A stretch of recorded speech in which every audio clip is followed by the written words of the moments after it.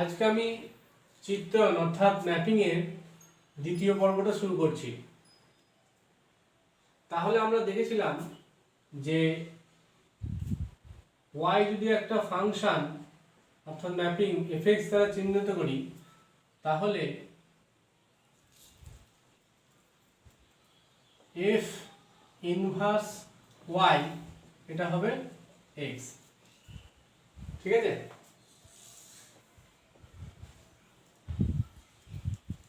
কারণ অনেক সময় আমাকে ইনভার্স অর্থাৎ বিপরীত উপাদানটা বার করতে বলতে পারে, inverse element.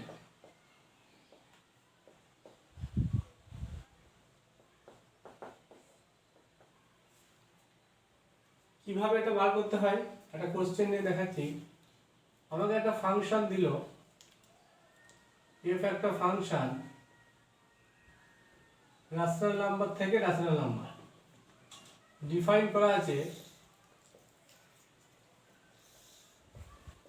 f of x equal to x square plus 3, then find f inverse x। এই ফাংশনের আমাকে ইনভার্স বার করতে বলছে।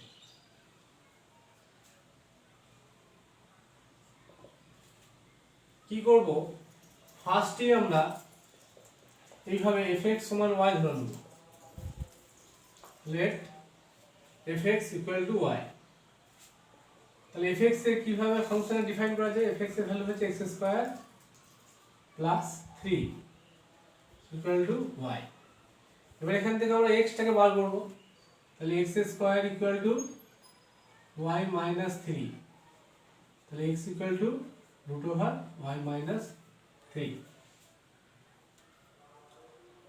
এখন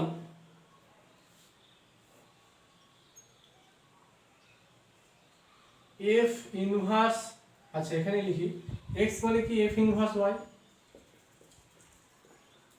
সেটা হচ্ছে y মাইনাস 3। এরপর কি করতে হবে, put y equal to x। তাহলে কি পাবো, f inverse x equal to root over x minus 3।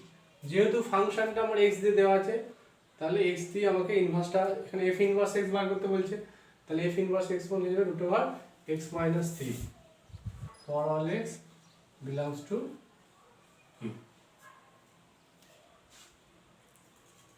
ঠিক আছে, এইভাবে আমরা ইনভার্স বার করব।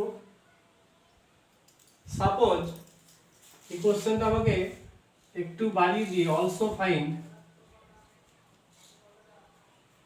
f ইনভার্স 3 এটা বার করতে বললো। তাহলে কি করবো, এখানে এবার পুট x ইকুয়াল টু 3। তাহলে কি পাচ্ছি, সরি এটা f হবে,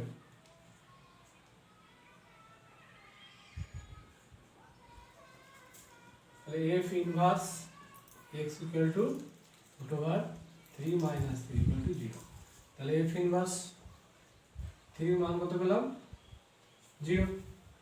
তাহলে এরকম কোশ্চেন থাকতে পারে এক্সামে।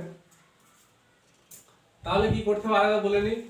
ফার্স্টে আমাকে যে ফাংশনটা দেবে সেটা ইকুয়াল টু y ধরে নেব, fx এর ভ্যালু বসাবো, এখান থেকে x টাকে বার করব। এবার fx f inverse y equal যেহেতু x, তাহলে x এর জায়গায় আমি f ইনভার্স y বসাবো। তাহলে ফাংশন অফ y দিয়ে চলে এলো। যেহেতু আমাকে f ইনভার্স x বার করতে বলেছে, এবার আমরা y এর জায়গায় x পুট করে দেবো, তাহলে f ইনভার্স x পেয়ে যাব। এবার যদি কোনো পার্টিকুলার একটা ভ্যালুর জন্য f ইনভার্স বার করতে বলে তাহলে আমরা x এর জায়গায় সেই ভ্যালুটা পুট করে দেবো। তাহলে এটা গেল ইনভার্স এলিমেন্ট বার করার ফর্মুলা। এরপর চলে আসবো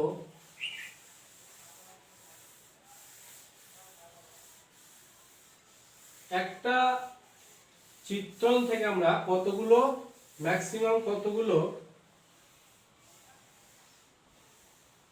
সরি, একটা রিলেশন থেকে আমরা কতগুলো চিত্রণ ম্যাক্সিমাম পেতে পারি। মোট চিত্রণ সংখ্যা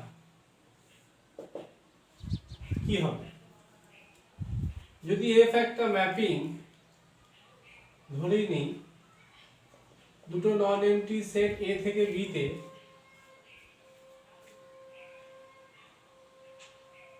একটি চিত্রণ হয়, তবে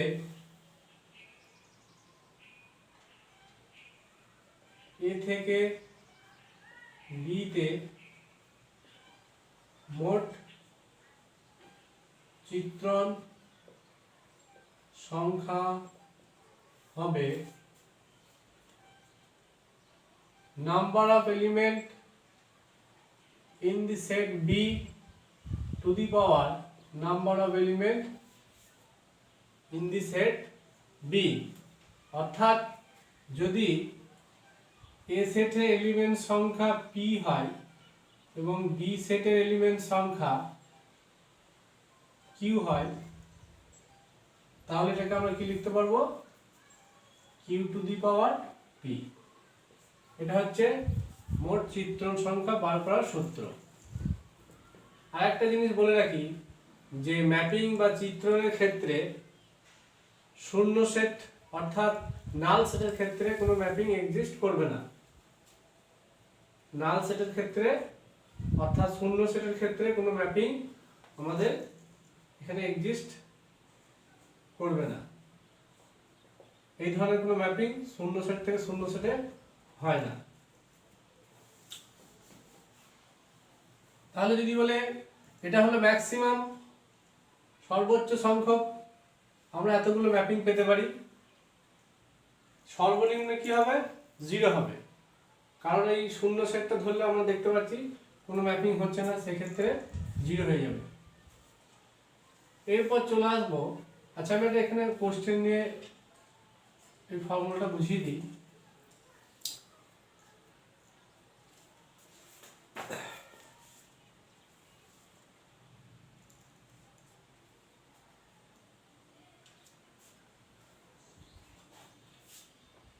ধরি এফ একটা ম্যাপিং এ থেকে বি তে, যেখানে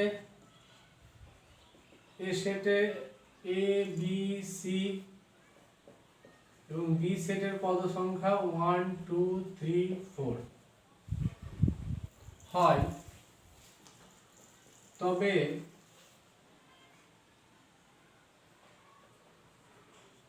এ থেকে বি তে মোট চিত্রণ সংখ্যা কত? তাহলে এই ফর্মুলাটা আমরা অ্যাপ্লাই করব। এখানে এ সেটের এলিমেন্ট সংখ্যা সাধারণত এন অফ এ এইভাবে লেখা হয়, কটা? 1 2 3, তাহলে এন অফ এস মান 3।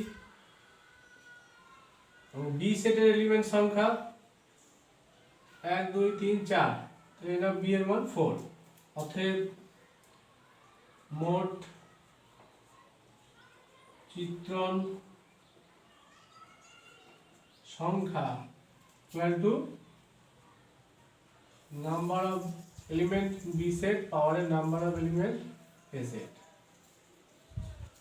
তাহলে 4 to the power 3, 4 into 4 into 4, 64, এটা অ্যান্সার।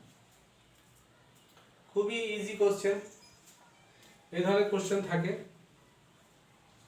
এখন সাপোজ